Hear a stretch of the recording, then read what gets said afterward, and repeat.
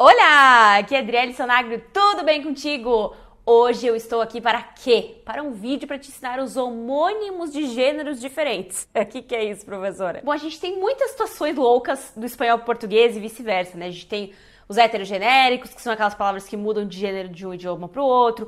Aí a gente tem nativos, que às vezes usam uma palavra como feminina ou masculina, né, dependendo da região, e uns estão certos, outros estão errados, porque às vezes a gente, que nem no português, uns dizem o sabonete, outros a sabonete, uns dizem o alface, outros dizem a alface, e existe o correto, né, no espanhol tem o mesmo problema. Mas temos também este babado que são os homônimos de gêneros diferentes.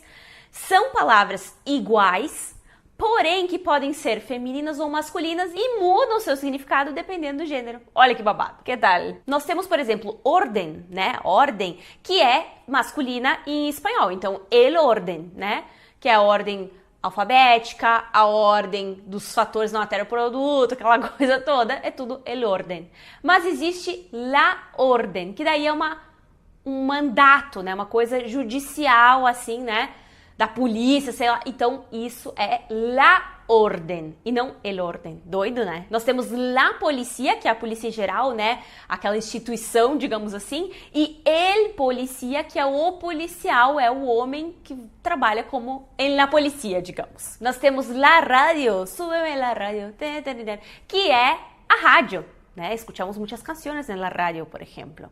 Mas nós temos também el radio, que pode ser principalmente três coisas. A metade do diâmetro de um círculo, pode ser o metal, rádio, e pode ser também o osso do antebraço, antebraço, enfim, que a gente chama de rádio também. Nós temos la pendiente, que é um declive, né, uma coisa que, né, e nós temos o el pendiente, que é o mesmo que zarcillo, arete, enfim, um brinco. Margen, nós temos el margen, né, masculino, que é, por exemplo, aquele espaço que a gente deixa numa folha, a margem que a gente chama, né?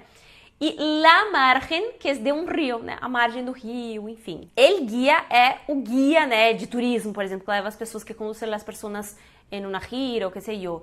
E la guia, né? A guia é aquele folder, aquele papel, né, que dá instruções sobre que se fala de algum tema, enfim. La cólera é a ira, a raiva, né, aquela coisa. E el cólera é a enfermidade, né, a doença cólera. Cólera em espanhol. La coma é a pontuação, né, a nossa vírgula. E el coma é o estado lá que a pessoa fica em coma, que vai para o hospital, que fica internado, sei lá eu. Então, existem as duas coisas, a gente sabe, né, que coma, vírgula, que tem coma, que é o coma mesmo, porém muda o gênero para mudar o significado. El cura é um sacerdote, como se fosse um padre, enfim, né? E la cura é a cura de uma enfermidade, por exemplo. El cometa é o cometa lá, né, dos astros, aquela coisa toda. E la cometa também vai pelo céu, porém é o que a gente chama de pipa, né? Pandorga, pipa, enfim, que a gente brinca, né? As crianças brincam no ar. El frente é uma frente de guerra ou uma fachada de uma construção. E la frente é aquele falso cognato, que é testa, a gente chama de frente à testa. Deu pra entender a ideia? Interessante, né? Me conta já nos comentários que outros homônimos de gêneros diferentes tu de repente conheces. E se tu quiseres que eu fale mais sobre isso, ou outras situações que nem aquelas que eu citei no começo do vídeo em um futuro vídeo, me conta também. Já deixa um me gusta se tu gostaste do vídeo, nos segue lá no Insta Espanhol de Verdade. Combinado? Nos vemos então num próximo vídeo. Hasta pronto, tchau!